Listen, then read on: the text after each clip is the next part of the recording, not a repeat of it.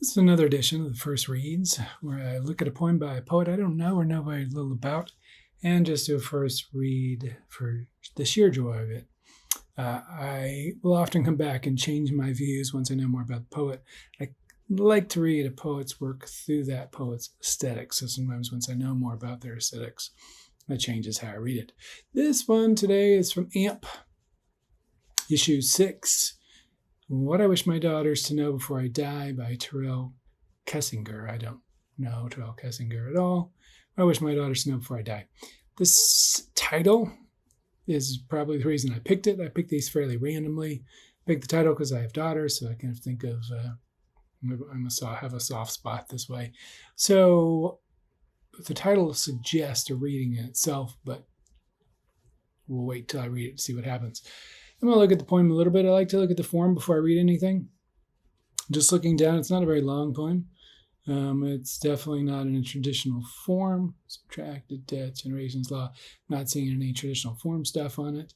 It's spread out, so we have one line on the margin, one line indented all the way down to the end. Lines are pretty much the same until the very end, where the last line changes. It's spread out.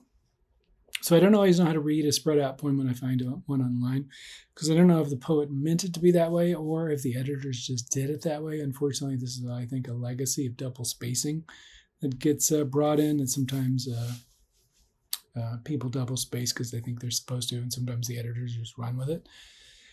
If this is meant to be this way, it creates a little bit of space and creates a kind of contemplative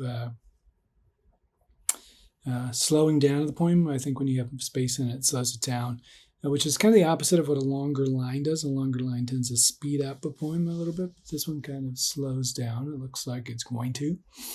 I'm going to assume this is an apostrophe because of the title. So an apostrophe is a poem written to a person who's not there, but is expressing the poet's speaker's emotions.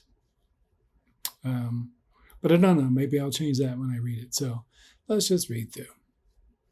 No sure truth like ours can be subtracted. So we don't know who the hours are yet. If I would assume what was going on, I would assume the speaker is talking to a daughter, but I don't know. We'll just kind of look as we go. So whatever they have can't be subtracted in any way by red star evaporation or inevitable cosmic heat, or man-made destruction of so many ruthless generations. So it definitely seems to be playing off something like an apostrophe, but we'll see. So this idea that whatever we have can't be subtractive either by this kind of natural elements, red star evaporation, or human-made things like destruction, which is so common. So whatever there is can't destroy this kind of truth that we have together. Assuming it's father-daughter, who knows? The poem will kind of hopefully tell us as we go along, but it feels like a sweet sentiment if it's father-daughter. This is sacred, what is between us. Yeah, this kind of sense of this truth between us. Safe from entropic law, woven from immutable thread, reverberating through every reborn universe. That my love for you is an endlessness not comprehensible. So this is really playing off that same idea from the beginning 3 lines, which is there is something in us that can't be subtracted, that entropy doesn't rule over, which is, what rules over almost everything. And there's something immutable, reverberates through every reborn universe. That love is endless. I think there's just something sweet about it. If I didn't know the title, wouldn't know it's between the father, daughter, if that's what it is. Like, this is one person's view of the love they have for this other person. I wouldn't know what kind of relationship it is, but I would know it's a loving relationship from one person to the other.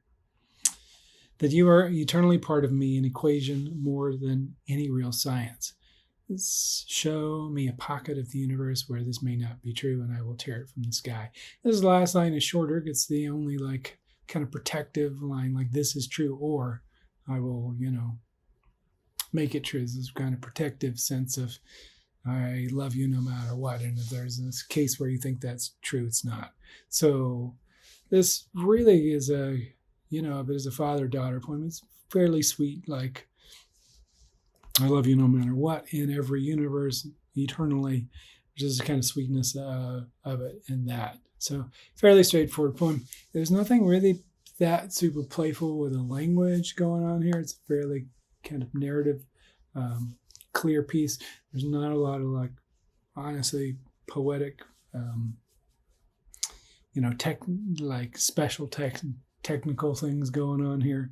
That's not a bad thing. I'm just saying it's really seems mostly focused on this idea. The idea is at the heart of things versus something else kind of getting in the way.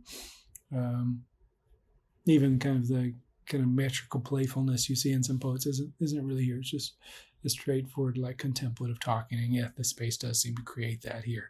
So I'm going to assume it's on purpose, but I don't know. It's a fairly sweet poem by Tyrel Kessinger. A nice first read of this piece out of AMP.